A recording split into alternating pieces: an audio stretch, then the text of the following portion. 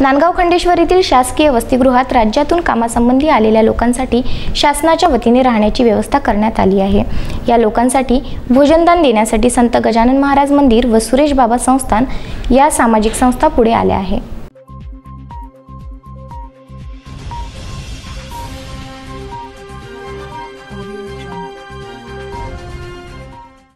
नांदगाव खंडेश्वर येथील शासकीय वसतिगृहामध्ये तब्बल 180 परप्रांतीय मजुरांना विलगीकरण करून ठेवण्यात आले आहे।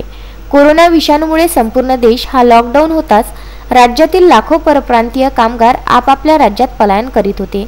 त्यातील काही मजूर नांदगाव येथे दाखल होताच त्यांना व इतरांना कोरोना विषाणू या संसर्गजन्य रोगापासून टाळण्यासाठी सर्व मजुरांना नांदगाव खंडेश्वर येथील कर्तव्यदक्ष तहसीलदार प्रशांत भोसले व ठाणेदार उदय सोयस्कर यांनी गावापासून 2 किलोमीटर अंतरावर निवाऱ्याची सोय केली आहे।